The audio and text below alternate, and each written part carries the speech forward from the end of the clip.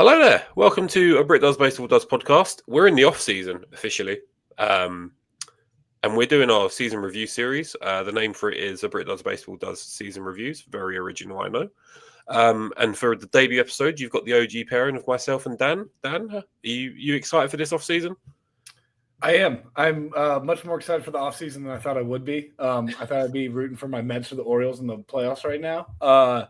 That's okay. Offseason's great. I love the free agency. I love how those transactions go down, the winners and the losers, and then you don't really know until sort of about now once you get to October of 2026. No, I'm looking forward to the offseason. Yeah, and we're looking forward to this series. So the purpose of this series is we're going to review every team in MLB if their 2025 season. Unfortunately, as you've heard me, Dan and Callum over the last sort of 9 months talk about, we don't know much outside of our own teams. And even then it's a little bit dicey, especially on Callum's front. So we've brought in an expert for each team who's going to join us, and we're just going to chat about their team. So we're opening with, I say the nation's capital, your nation's capital, Dan, the Washington Nationals. And the guest we've got today is a friend of the podcast. It's Eric from the Bat Boys. So we've all, for our first season review series, please welcome Eric to the stage. Hey guys, thanks for having me back. No worries at all. Glad we didn't scare you off the first time. You'll notice Eric is without Liam, and they were both on last time for the Rounders Roundup, all the way back in, I want to say, May of this year, like May 2025, April, May. Yeah, back towards the start of the year. Long season. It's been, well, especially for you guys, because you guys have been gallivanting all around US, Canada, and most of America, just interviewing ball players and getting involved in the game. How's the season been for you guys? It's been great. Yeah, we've been all over. First time we went to Mexico this season, we got to do it twice. So first Mexican baseball experience was awesome. Did the All-Star game again. And yeah, minor league AAA championship a few weeks ago was awesome. We're getting our first taste of Arizona Fall League now that we're out here in Phoenix area. So it's been a great year. That's great. I saw the other day, you have an Allen and Ginter baseball card, don't you? Yeah, we do. Yeah, from last year. Oh, last year's 2024. Oh, I saw it the other day across my TL. I was like, oh, dude, that is so sick. Yeah. We had a couple of relics from last year, and then we also signed a few autographs. There's some blue and red ink autos from the 2024 Allen and Ginter set. Hell yeah. That's Dan's baseball card talk allotment for the episode. In 5 minutes. I kept it under 60 seconds. We're good, guys. It's fantastic. So we're here to talk about Washington Nationals and how great a team it is. Not so great in the 2025 season though. So he finished with a record of 66 and 96, 30 games behind the Phillies, and 5th in the AL East. Not the worst team in baseball, but not too far off. I guess the first question is, if you could sum up the national season in one word, what would it be? Ooh, yeah, one word is tough. I feel like I need one for the first half and one for the second half, because first was anticipation. I think a lot of people were waiting to see what this team would do. On paper, this seemed like this could be a really good team, and towards the end of May, maybe even early June, if I'm not mistaken, probably May. I mean, this is a team that was just a couple games under 500 and, less than 10 games out of the division lead. And I think a lot of us were starting to ask, like, hey, if we can keep this up at the All-Star break, we might be buyers at the deadline this year. And then the wheels kind of just fell off. So I think if you're looking for one word, ultimately, it might be like underwhelming, disappointing, because it's definitely not where we wanted to finish. But I mean, I don't think anyone was expecting to watch this team make the playoffs this season, and they definitely made strides in a lot of different departments. Nice. It's interesting you say that, because it was kind of around that time where Davey Martinez, who was the manager for the first half of the year, you guys started losing games, and he was just like, well, it's not my fault. And I remember chatting to Dan about this, and it's just like, well, if it's not your fault, whose fault is it? Because you could argue how much influence does a manager have on a baseball team day in, day out, but if you go on like a 10-game losing streak, surely like heads are going to roll, unfortunately. So what did you think of the whole Davey Martinez and Mike Rizzo? Yeah. Mike Rizzo. Save that. Yeah. Davey, yeah, I love Davey as a manager. When we saw him out on the field, he was always smiling and brought like a positive attitude. He had some decisions that were questionable to me like over the years, but really, we owe him for 2019. We're always going to love him for that. But I think when he made those comments, he kind of lost the clubhouse at the time. And really that I think is what ultimately led to his dismissal, was just, the results were not showing up and he lost the morale of the clubhouse. I was pretty upset at the time with the decision to let Rizzo go too, because I didn't think he was a problem. But I think the more that we take a step back and look at the issue of why this team hasn't been able to replicate the success of 2019, it goes back to that team being the oldest team in Major League Baseball that year, and their struggle to develop homegrown talent and drafted players. Nice, and we're sort of at a point now where we are filming this mid-October, but for the Nationals, unfortunately, the season's been over for a couple of weeks now. They recently appointed Paul Taboni as the new president of baseball operations. What do you think of that hiring, and then also who would you like to see sort of take the manager hot seat? Yeah, I was excited to see that, just because Paul is taking on a job that Rizzo was doing at the same time while being the general manager. So I think he is going to be head of the president of baseball operations, I believe, or head of baseball operations, and nothing more like that. That will be his position, his title. We'll bring in someone else to be the GM. And as far as the manager, I've been seeing a lot of different names getting thrown around that have been doing some interviews. I saw, I believe, Kurt Suzuki was interviewing for the Angels position in maybe Texas. But either way, I had seen his name thrown around, and I thought he would be a good calming presence. I love a catcher as a manager. I feel like they understand the game really well. They're behind there for half the at-bats. And I think he would be a good option. But yeah, honestly, a lot of people throw out the name Ryan Zimmerman. I love him, but I don't know if he would go back into the dugout that quickly. He's doing a good job calling the games too. So I love seeing him up in the booth, but I don't think Zimmerman's the answer. But I think Kurt Suzuki would kind of be my guy right now. And he was there in 2019 too. And to kind of put the rumors around, Zimmerman, he doesn't have any coaching experience, does he? Yeah, he is. Yeah. I mean, he just finished playing after 2021. And since then, he has been pretty removed from coaching. He's been there at spring training a little bit. I remember afterwards, went out at first base and was teaching some guys some stuff there. Oh, and nice. He's been hitting in Home Run Derby X. So I know he's been keeping up with his swing a little bit. But yeah, I think it's mostly just been up in the booth doing play-by-play or color with the Nationals. Yeah, I'm sure he's got a lot of baseball knowledge too. And, one day, if he was open to that position, we'd love to see him in the dugout again. Yeah, it might be a little early, but no, I could – a future manager from Ryan Zimmerman, he would have to come back home to the Nats, right? Oh, yeah. I hope so. I guess one of the other questions I wanted to get into before we get into, player specifics is they retired the Cherry Blossom uniforms as the City Connect. What was the feeling over that? Were you sort of ready for a change, or did you think, no, we've got I'd say you had one of the top 3 City Connects across all of baseball. Yeah, man, I love that City Connect. I think they did a really good job with the new ones, though. I think those ones caught a lot of heat. These are, I think, the batting practice hats that they wear with the new ones. Okay. I like the field ones as well, and I like that the new one has the map of the city. I think that is super cool, and it's got the logo where the ballpark is. But yeah, I love those old ones. But yeah, you still they get a little bit of cherry blossom love. Yeah, I like that W with the capital in the middle too. That's tough. Yeah, the hockey team, the Washington Capitals, have something similar to this, just with their main logo. And yeah, I love that. Kind of reminds me of the Senators W too. Yeah, I'm a fan of the new City Connect jerseys. I haven't gotten one yet, but I should. Yeah, I know with those old ones, I saw Drewski rocking it, and that's when you get the seal of approval, right? Yeah. If he's rocking, are you familiar with Drewski, Gary? I've seen he was on Hell's Kitchen. Okay, there you go. I know he's a comedian or supposed comedian. He wasn't something like that. Could have been. I don't know what you class. I don't know what you class Drewski. I guess comedian.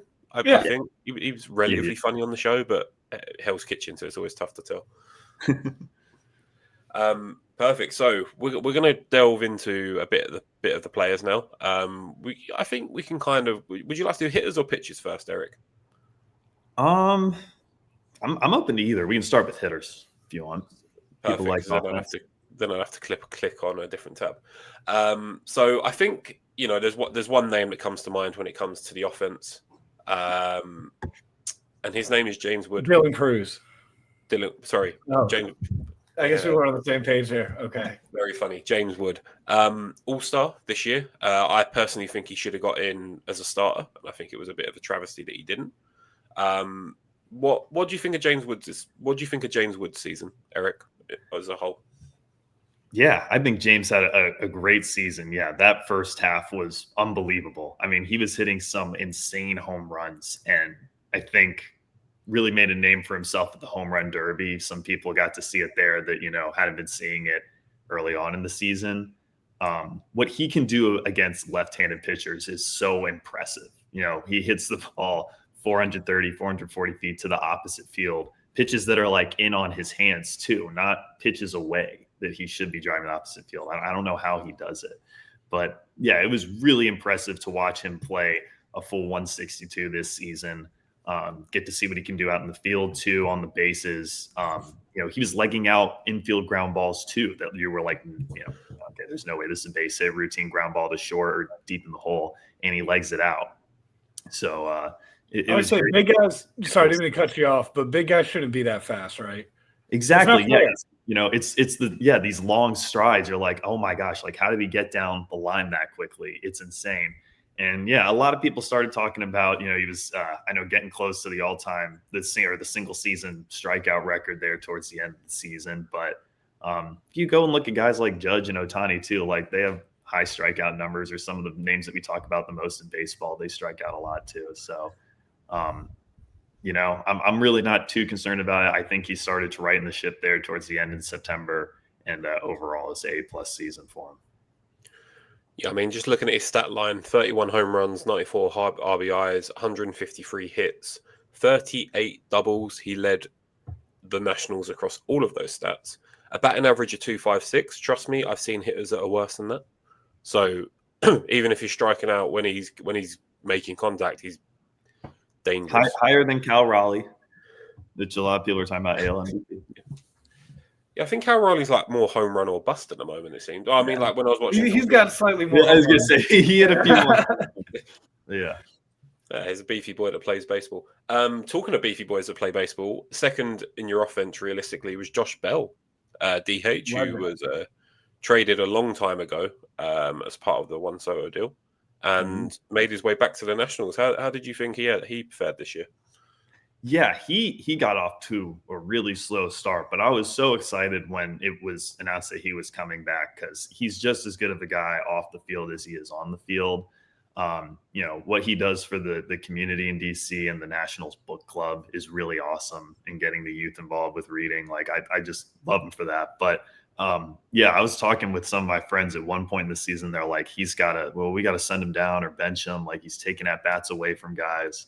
And I was like, look, he just, he kind of needs to get it figured out now. But yeah, and luckily he did when he needs at bats to get it going. But he started mashing the ball, and he can do it from both sides of the plate too.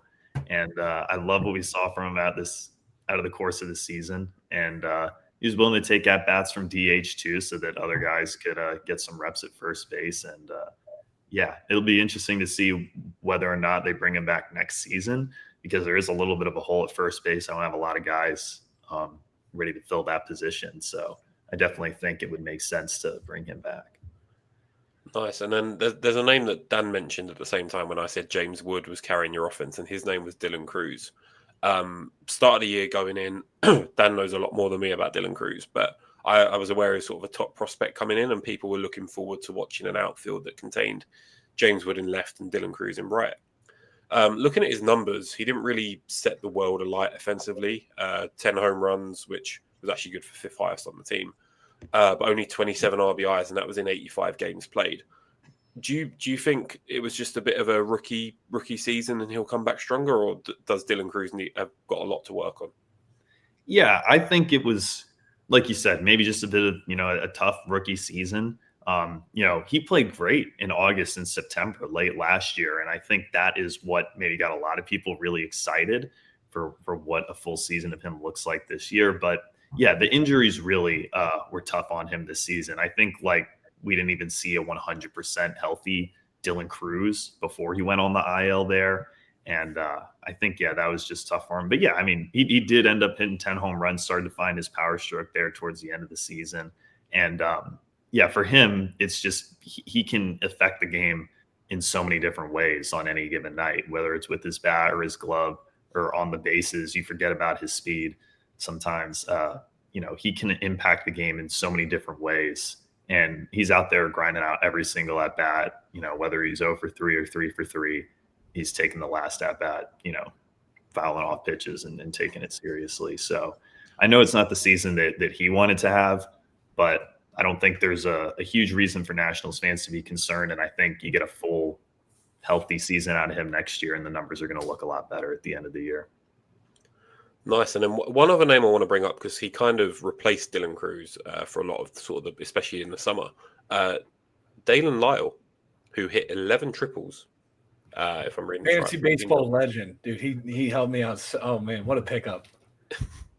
How excited are you to see him next year? Because he seemed to set the world alight when he came up.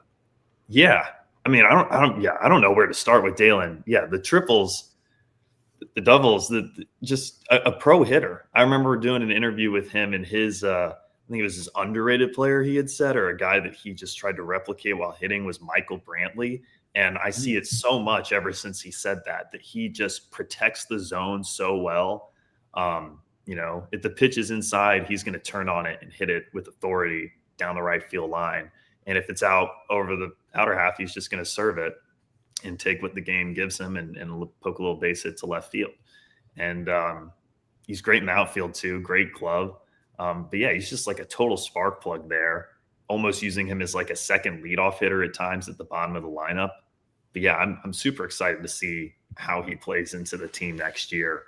He was a guy that as soon as he got called up, the way he was playing, I was like, this is going to make it interesting at the trade deadline, going to force out guys like Alex Call and other guys, because we got to see what he can do in the future. Nice. And what would you like your starting outfield to be next year? I'm assuming James Wood. Sorry, it's late here. James Wood is in left. Who would you like to see in center and right? Yeah, I think it's right now it's probably still James Wood in left. You put Jacob Young out there in center and Dylan Cruz in right. I think you got to respect Jacob Young's speed and, Gold Glove finalist this season again. He's crazy out there, covers so much ground. And, if he gets down to first, it can be a double half the time. He's a guy that if he can, hit 250 or 260, he could swipe 40 bases in a season. Yeah. He's that fast. So I think you got to keep him there, but I think Dalen is your fourth outfielder. And depending with how things shake out around the infield, maybe you're looking at DHing Wood on certain days so that Dalen can get some at-bats too, or DHing Dalen because he's that good of a hitter too. I was going to say he batted .299, which is, 91 games. That's not a small sample size. He played a lot more than I thought he did. I just remember he came up. He played the Cubs against Wrigley, and he was just the only hitter that was just demolishing us. Yeah. It was like, oh, here comes Dalen Lyle. Oh, there goes another triple. It was really annoying to watch, but you got to respect it. Yeah, he's a pesty at bat every time. One last name I kind of want to mention in passing, because I think I don't know how I feel about him. CJ Abrams, for me, took a little bit of a step back this year, just outside of people I think expected him to really push on, especially after last year. Finished with 19 home runs, 60 RBIs, which for a shortstop who's more known for his glove, it's nothing to turn your nose up at. But do you wish you'd seen a little bit more from Abrams this year? Honestly, I was pretty pleased with the season that we got out of CJ Abrams. Yeah, I think some people expected a little more. You look for that magic 2020 line, and he came up one home run short of that. 31 stolen bases is encouraging, and he had a ton last year. But I think a lot of people just really wanted to see him come back and show up and play 162 games and be consistent over the course of the season after the way that things ended last season. And he showed up and did that this year, and he did it really well. I think some people were talking about him as, being an all-star snub. And I didn't see him as like an all-star snub, but I definitely saw him as like, he could have been the guy going to represent us if James Wood wasn't having the season that James Wood was having. And Mackenzie pitched great too. But yeah, I think CJ played really well. And a lot of people like around DC that I'm talking about, like, oh, he should have gotten the extension that Ruiz got, or like he's the next guy that we should be extending, him and James Wood. And I believe, and I'm buying into it after this season too, that he's our shortstop of the future. Nice. I mean, if you've got a shortstop that's going to hit you close to 20 home runs, then I think that's a bonus. I don't know many shortstops that are smashing out the park. Dan, I don't know if maybe Gunnar Henderson if he decides to find that. But I was going to say, I think CJ's not looking for 20. I think he's looking for 21. That guy, great gambler. No, I'm a fan of CJ. I'd be doing the same thing. You need your time off. I'll just leave it at that. Anyway, I'm glad you mentioned Mackenzie Gore in passing because we're going to move over to the pitching. We'll start off with Mackenzie Gore because I think he was the ace of the Nationals this year, far and away. I was actually quite gutted. So the Cubs came in for starter Michael Soroka. There were rumors that we were going to come for Mackenzie Gore, and I was really excited for Mackenzie Gore. He did then go down injured for a little bit, and Soroka ended up probably being the worst trade the Cubs made, and that's impressive considering we traded for Willie Castro. But I digress. He finished with a stat line of the win-loss record. I don't like wins and losses as a stat because I think it's a bit redundant, but he finished with a five wins and 15 losses. ERA of 4.17. He started 30 games. He pitched 159 and 2/3. I guess the one for me, 185 strikeouts. The man is a strikeout machine. Was it the first game of the season against the Phillies? Yes. He struck out 10, and it was just like, oh, this guy's here to stay. What was his whip, Gary? Do you have that? His whip was 1.35. I also don't know what a good whip is. I know it's closest to 1.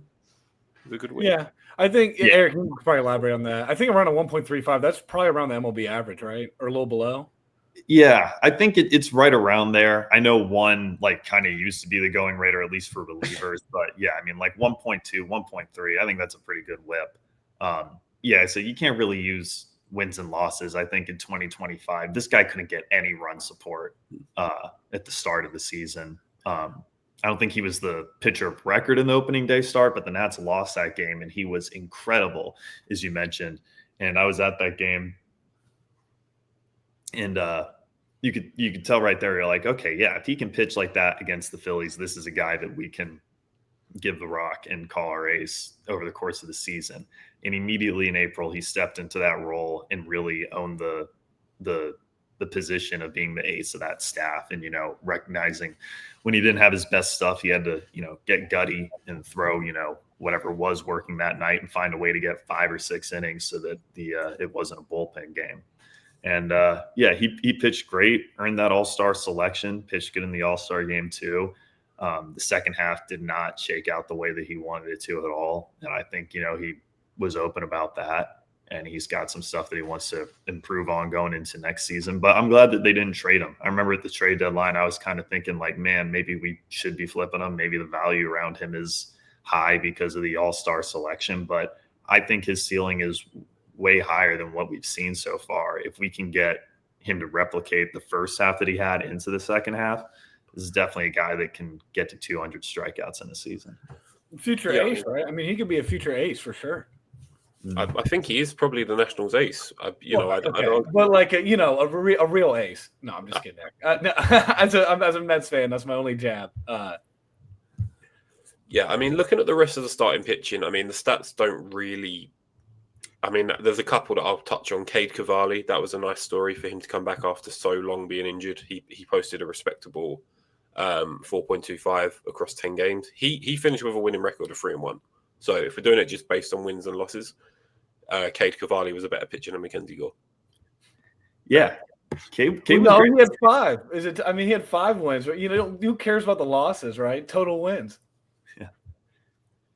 Yeah, no, Cade, I kind of almost, forgot about him, until he started coming back in the middle of the season. And a guy that I just, want to make sure we don't forget about either, Josiah Gray, just didn't pitch this season, rehabbing from Tommy John surgery. But this is a guy who was an all-star for us a couple of years ago. And I have faith in him coming back and being a great 1-2 punch with Mackenzie Gore. I think you can put those guys at 1 and 2 and say, that's a 1 and 2 that can hang with a lot of rotations in baseball when they're at their best. So, and Cavalli definitely showed it this season when he had his good stuff. He was super, super good. I know that one start against the Yankees, I think at Yankee Stadium kind of just inflated the ERA and kind of threw him for a weird spin there. But if you take out that one start, he really had a great season. Yeah, and then one other name I want to bring up on the starting pitching side for the wrong reasons, Jake Irvin. 33 games, 33 starts, so, quite, durable, but ultimately just a bit of an innings eater. 5.7 ERA. Actually had 9 wins somehow with that ERA. Would you like to see Irvin back next year, or do you think it's time for him to move on? Yeah, I like Jake a lot. I'm a little biased, but I don't think it's time to move on from him. You saw flashes of it this season and last season, especially, where you saw the type of pitcher he could be, like the 4th of July outing against the Giants, I think it was last year. He turned in a couple like that where he was in control from start to finish. I think obviously it's just limiting the long ball. I'm pretty sure he led the league in home runs allowed, or was second or third, maybe in that department. But yeah, I know he gave up at least 33, maybe 34 home runs. 38. 38. Total. Yeah. So yeah, a few tacked on in that last start against the White Sox. If he can limit the long ball and runners on base when he gives those up, I think he can be a great pitcher. He's got the frame and got the raw stuff. I think he just needs to harness the potential that he has, and I definitely want to see the Nationals bring him back next year. So you went 180 innings, so there's definitely durability, and sometimes you just need workhorses in a rotation. And so maybe the year after they pan out, you look at what's the name of the guy that plays for the Rangers this year? He was terrible last year. He was a National last year. What was his name? Patrick Corbin. Yeah. Patrick Corbin, absolute worst ERA in baseball last year. Yeah. This year for the Rangers, something clicked, and he turned it on the second half of last year, though. Eric knows he was kind of nasty at the end of last year. Yeah, he was starting to figure it out in April, May. He was great this year. I mean, he had like an ERA of 2-something at the end of April, I think, and I was like, what the heck? Yeah, who would have thought? In the bullpen, there's only going to be 2 names I want to talk about. One of them is the Sheriff, Andrew Chafin, 2.7 ERA, 26 games played. One of the best facial hairs in baseball. The best. Now, currently the best. Anyone can top Andrew Chafin's facial hair, or are we? No, I don't think so. I mean, he's inspiring me to do whatever this is. Keep it going. I don't think we can even call it a mustache, but I'm trying to get there, and I'm not getting my hair cut until he does, which I don't know if that's happening. I don't think you'll ever get your hair cut again. Before we go into about how great a guy Andrew Chafin is, it's funny to me that he looks like Kenny Powers, but seems to be like the polar opposite, right? I mean, I have not seen a lot of Eastbound and Down. If Liam was here, he could probably attest to that more. But yeah, people do comment that. They're like, oh, real life Kenny Powers. I mean, he's so chill. Like, we got to interview him for the Clubhouse video we did earlier this year, and we're hopefully going to do some videos with him in the off season or whenever he hangs up the cleats and go visit the Chafin family farms. I'm so excited for that. Yeah, you talk about the Nats bullpen, and that was kind of one of their most valuable assets at the deadline. Him and Finnegan able to get some prospects in return. But he had a really good season, and I was just stoked when it was announced that he was going to be coming to the Nationals because great personality. He was good in the clubhouse. And good at eating innings out of the bullpen too. Yeah. One other name I want to mention, and it's for the wrong reasons, but because I feel like whenever a player comes over from Japan or Korea, or they haven't really played in the MLB system, they're sort of that they get posted by their team. They normally come over with a bit of fanfare, and people look at them and go, okay, apart from the likes of Yamamoto, who people knew that he was going to take off, and to maybe a guy called Shohei Ohtani, who has done pretty decent the last few years. People question them too, though, I will say. People question both of them. But the name Shinosuke Ogasawara, I want to say I've pronounced that as best as I can. If he's listening, I apologize. He's probably not, but anyway. He came over, and it was someone that I'd seen in the offseason that the Cubs had been lazily linked with.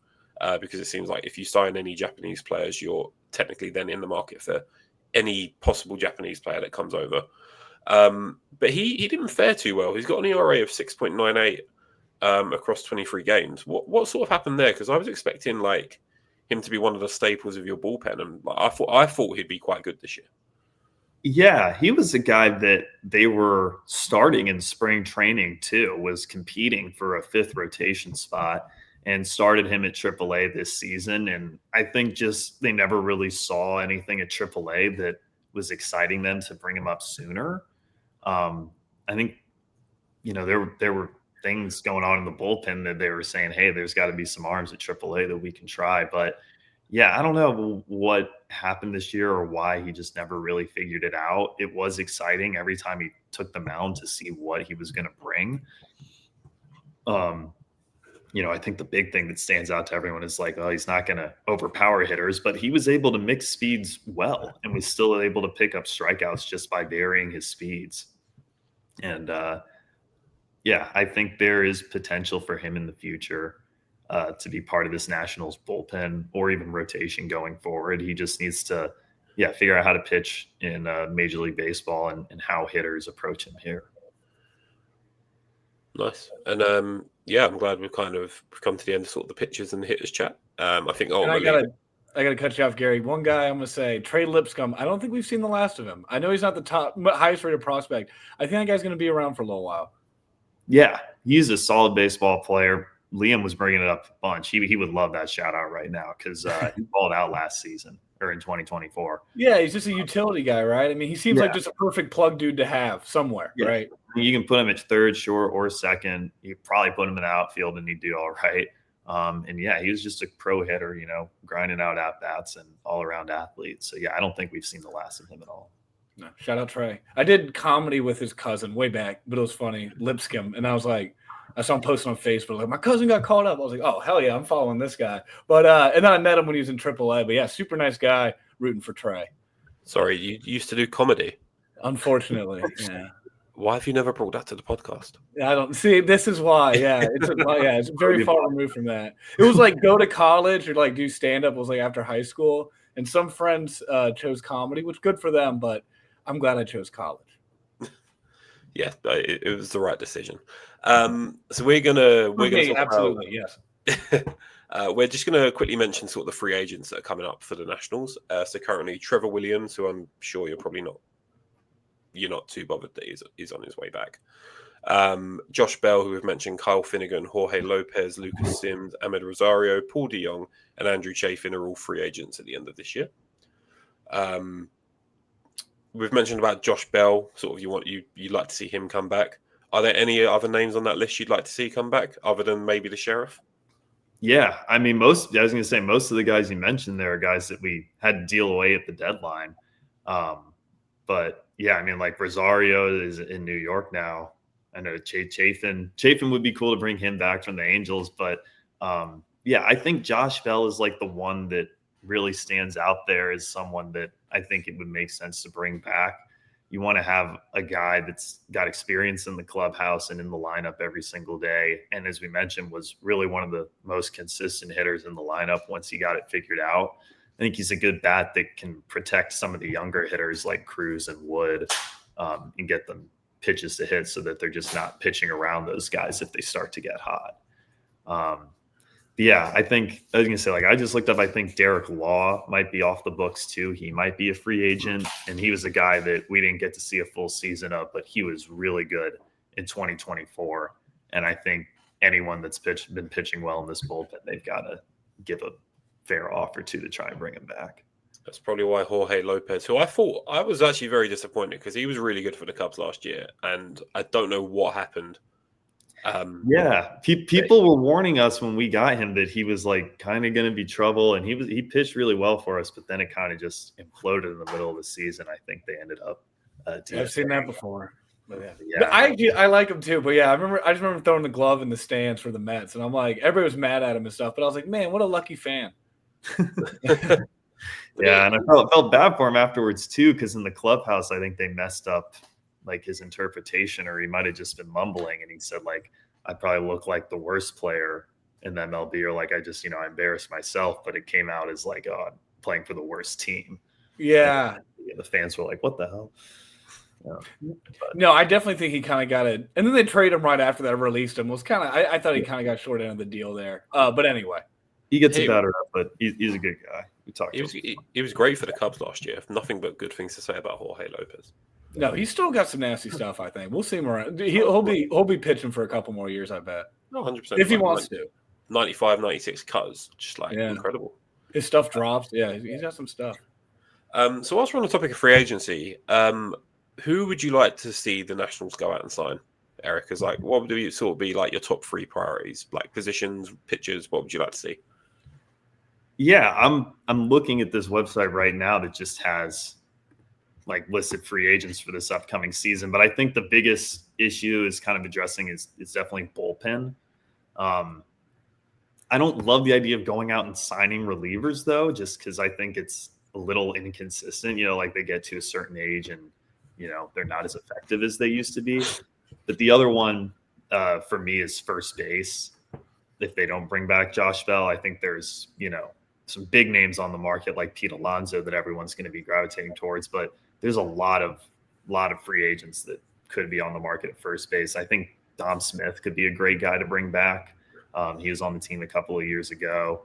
But yeah, I'd love to see them address the bullpen and probably first base the most. And if they could go out and get another starting pitcher, I know you mentioned Trevor Williams. I think he's off the books too, but if they could re-sign him or someone that's got some experience to help those younger arms, because it's unfair, to say like, oh, Gore's a veteran, but he's not, but he's been around for a few years now and is one of the most experienced guys in that rotation. I think to have like a true veteran to help him and Irvin, Mitchell Parker, Josiah Gray, the younger guys, that would help a lot too. Hey, Justin Verlander's on the market. Yeah, if JB wants to do it another year, I think he needs to bring him home. Scherzer wants to keep pitching. JV, could you imagine a rotation? You've got JV, Scherzer. Well, I guess the Mets had it a couple of years ago. Yeah. You're gonna get 16 innings out of that. But anyway, JV, Scherzer, and then Mackenzie Gore, Josiah Gray, and let's say Irvin. Just for argument's sake, it's a very top heavy rotation. But it could work wonders, or you're trading away Scherzer and JV at the deadline. But either or. So we've spoken about free agency, we've spoken about position players, we've spoken about kind of the back office, the front office, the middle office, any office. Working from home. Sorry, joke there. Maybe I shouldn't have done comedy either. Prospects for 2025. So I've got a list of currently your top prospects. Number 1 is Eli Willitis, who's a shortstop playing at single A. You've got Travis Siorka, right-handed pitcher at AA, and Jarlin Susana, who's also a right-handed pitcher at AA. Do you think any of these names could make a splash next year, or do you think they're a little bit more down the line in the future? Yeah, I definitely think I think Eli's probably a few years removed from making an impact. He just got drafted, Gary. Yeah. I've just seen his age. He's 17. Yeah, I was going to say, he'll probably need a few years, but I mean, everyone's really excited to see what kind of baseball player he can develop into. But yeah, what we saw out of, I think I'm going to mess up his name, it's Sakura Travis. He's really impressive. I love the frame that he has and just like the raw stuff that I see from clips of him. The fastball is unbelievable. I don't know if we'll see him next year, but Susana, I mean, I think he's ready right now. I think he's a guy you could see maybe break camp out of spring training, but definitely someone I would expect to get called up next year. I think he's the last guy from the Juan Soto trade that we haven't seen get up to the big league level yet, and I think he could be huge. One of the better parts of that trade. So I'm really excited to see what he can bring. Other guys like Seaver King, I know they just drafted him a few years ago. Jake Bennett really jumped up a lot. He's their 10th overall prospect, what I'm seeing here. But he played great. It's not always those guys at the top of the list that end up being the biggest contributors at the big league level. But yeah, I would say Susana, I think, is the one I'm most excited to see. I would anticipate him making his debut next year. Nice. And then the final question before we a couple more questions before we get into the game at the end. 2026, how do you think the Nationals are going to fare? What would success look like in a season for you as a fan? Success to me would look like an improved season overall record and improved season just from certain guys that, you talked about it earlier in the show that maybe have some stuff to work on for next season.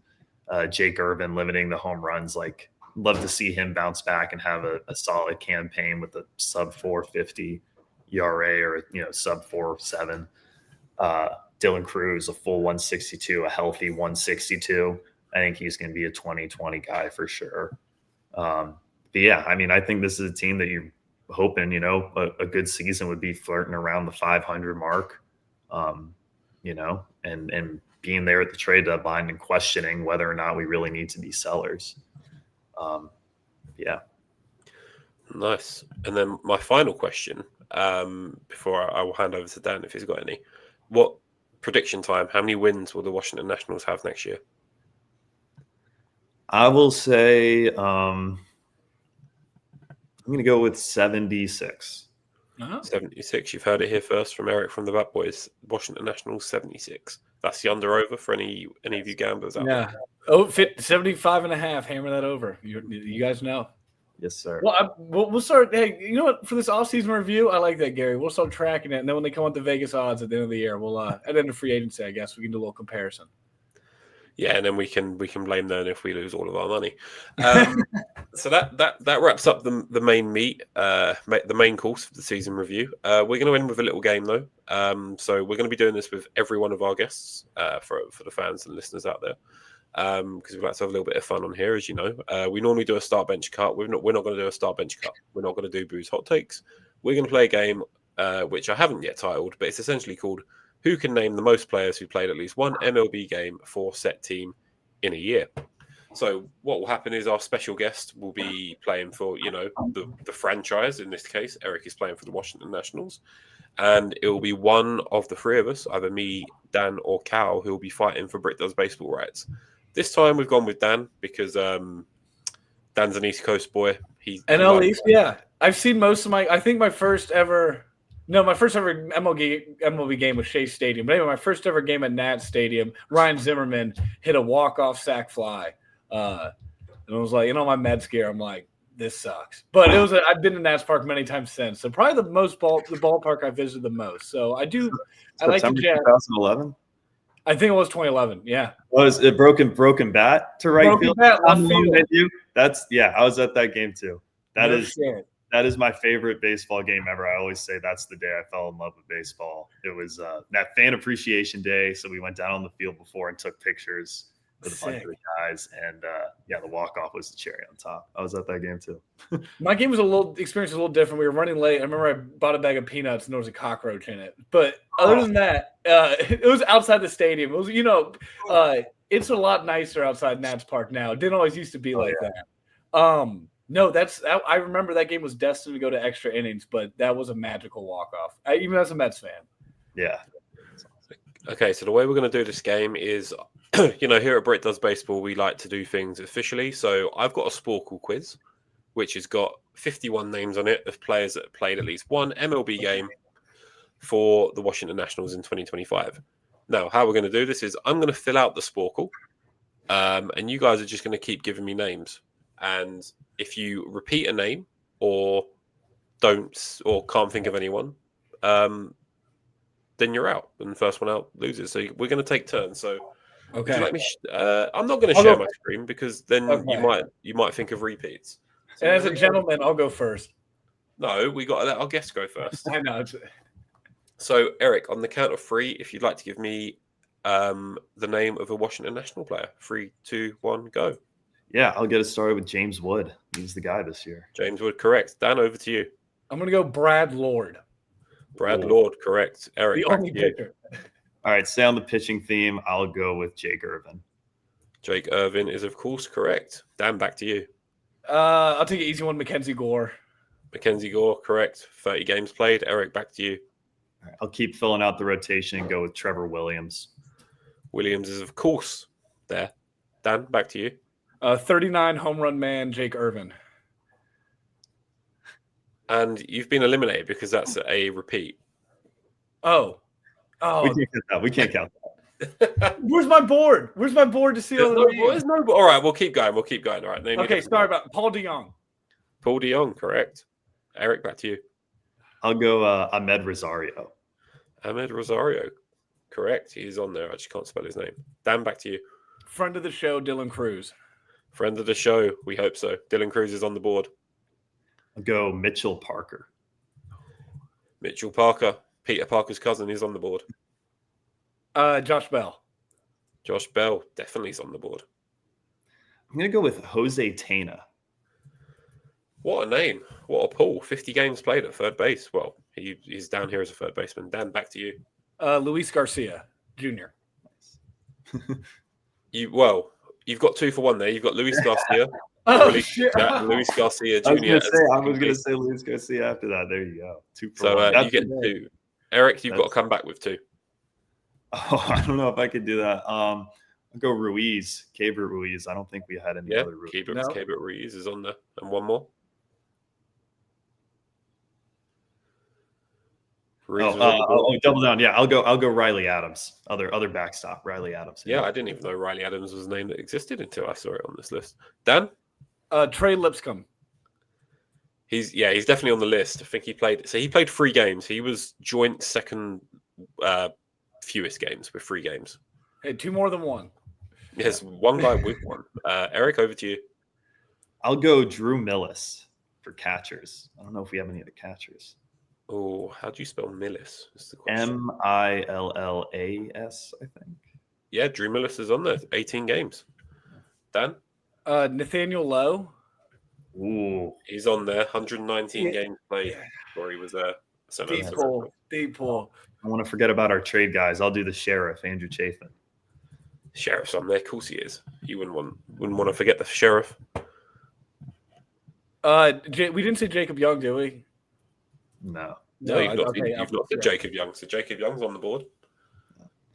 I'll go with my guy Alex Call, still playing in the playoffs right now. Dan mentioned on the chat saying Dodgers legend Alex Call, and he did not say him. So Dan, over to you. That was my 3. I'm out. You've got no one else. I was trying to think of pitchers, and then there's nothing there, so I got to go back to position players. C.J. Abrams. Did we say him? Yeah, C.J. Abrams has been said. He was the top one. I panicked there. Eric, back to you. I'll go. No, I'm kind of blanking. I'll go Jose Ferrer. Ferrer. Yep, Jose Ferrer is on there. Dan, back to you. We're at 23 names. Oh, yikes, dude. I'm trying to think of my AAA guys. And that's not helping. Gary, I might be tapped. Okay, Eric, if you can say one more, you take the win. All right, I'll go with my boy Nasim Nunez for the win. He deserves it. I mean, pulling out those 2. Correct. 24 names you got to. Eric, do you want to keep going until you can't think of any more? I could get a few more, I think. Andres Chaparro, one of the AAA guys at first base there. Good player, yeah. Yeah, he's on the board. Let's see. Yeah, there's definitely a few more. We did the Young. Dalen Lyle, forgotten the outfield. He's on there. Yep. Derek Law in the bullpen. Derek Law's not on the board. What? Unless I'm spelling it wrong. L-A-W? Yeah, I didn't think so. Let me just double check that. Remember, I am using Sporkle. No, he didn't play this year. What? Right arm information, apparently. Oh. It's always the pitchers. I'm a casual. I'm someone to text after this podcast. Yeah, I don't think he played. Wow. Man. We'll make sure to check it. We'll fact check it to be sure. No, Baseball Reference doesn't have him playing a game. That's true. If Baseball Reference is wrong, then what is right? I kind of feel like I need to sit myself out after that mistake. Well, between you got 26 names out of the 51. That might be really good. It's the first stage. We don't know. We have nothing to compare it against yet, but we'll find out. We're already one. The Brit Does Baseball team are 1-0 down. So thanks, Dan. Can you name me the player who had 1 appearance this year? He was a catcher. Martin Maldonado. No. Retired now. Legend. Yeah. This is tough because I don't think it's not Israel Pineda, is it? Nope. Was he on the Yankees last year? I have no idea. It's probably not who I'm thinking of then, no.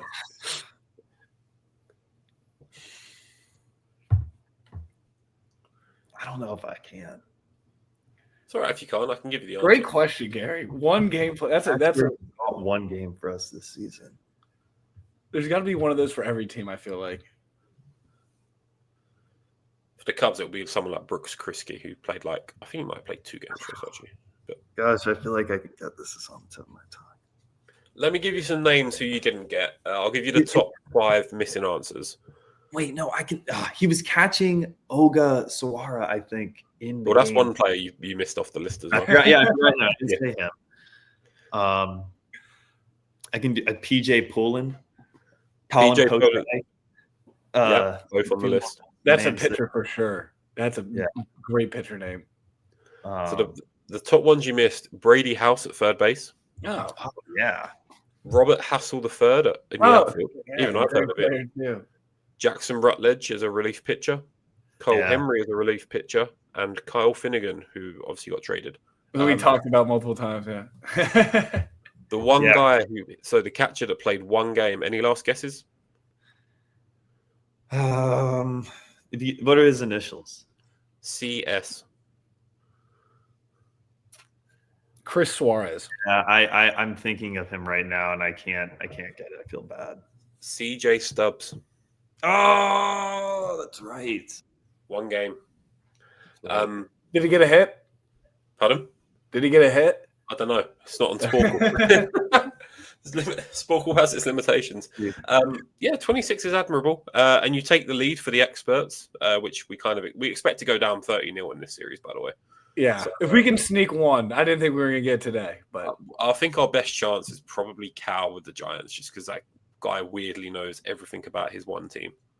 Doubt. But we'll see. We'll see. I think we got actually quite a good Giants fan coming on. So that pretty much wraps up our season review series. Massive thank you to Eric from the Bat Boys for joining us again. We can now officially say very good friend of the show, as this has been his 2nd appearance, and he's not logged off in 50 minutes of chatting about Nationals.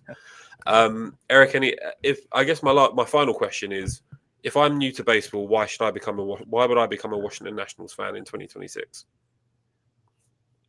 That's a good question. I think because I think they could be an exciting young team. If you're looking for a young team, you don't want to jump on a team that's only going to be good for a couple of years. I think the Nationals are starting to build something this year with a new manager, new general manager, just new head of baseball operations. I hope they're going to be, operating and doing things a little bit differently this year. So I think that's an exciting reason to be a fan. And just the young talent they have on the team. There's so many guys that you just jog my memory there at them, like Brady House, Robert Hassel, Dalen Lyle, Dylan Cruz, James Woods, so many guys.